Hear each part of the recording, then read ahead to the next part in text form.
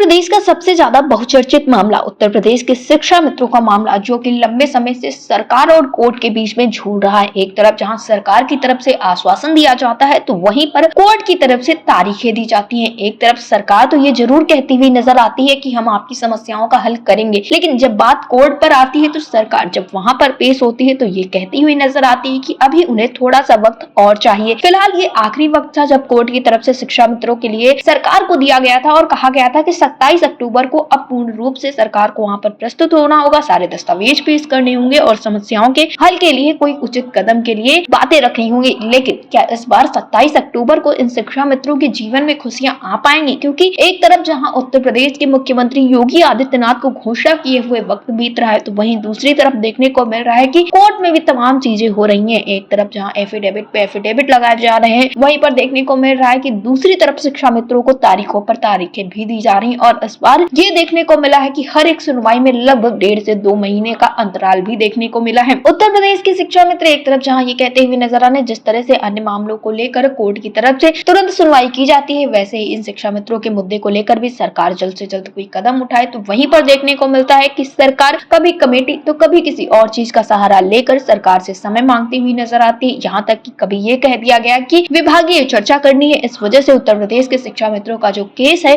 उसके लिए उन्हें थोड़ा सा और वक्त चाहिए। और कोर्ट की तरफ से भी लगातार इन शिक्षा मित्रों के मामले को लेकर सरकार को समय दिया जा रहा है। इन सारी चीजों के बीच में सिर्फ नुकसान हो रहा है तो सिर्फ और सिर्फ शिक्षा मित्रों का, क्योंकि शिक्षा मित्रों का यही मानना है कि सरकार की तरफ से वो टकटकी लगा के बैठे हुए हैं, सरकार से तो उम्मीद कर ही रहे, लेकिन दूसरी तरफ कोर्ट से भी निराशा ही उन्हें मिल रही है। और इस दौरान शिक्षा मित्रों के बीच में काफी सारी आशंकाएं बनी हुई है। संगठन की तरफ से भी लगातार प्रयास किए जा रहे हैं, उत्तर प्रदेशीय प्राथमिक शिक्षा मित्र संगठन हो या फिर आदर्श समायोजित शिक्षा मित्र वेलफेयर एसोसिएशन हो, दोनों की तरफ से ही लगातार शासन प्रशासन से मुलाकातें की जा रही हैं। और उत्तर प्रदेशीय प्राथमिक शिक्षा मित्र संगठन की तरफ से इस बीच में अथक प्रयास किए गए, लगातार मुलाकातें की गई। यहाँ तक कि दीपावली के अवसर पर भी संगठन के पदाधिकारी राजधानी लखनऊ में मौजूद रहे, नेताओं से अधिकारियों से मुलाकात करते रहे, लेकिन फिर भी इस दौरान देखने को मिला कि उत्तर प्रदेश के शिक्षा मित्र जो है वो खाली हाथ रहे। अब शिक्षा मित्रों को यही लगता है कि दीपावली में अगर उनके लिए कुछ खास नहीं हुआ है तो जरूर 27 अक्टूबर को उनके साथ कुछ ना कुछ बेहतर होगा। और अब सभी की नजरें 27 अक्टूबर की सुनवाई पर टिकी हुई है। फिलहाल तो 27 अक्टूबर की सुनवाई बेहद ही खास है, क्योंकि इस बार कोर्ट की तरफ से भी सरकार को कहा गया था कि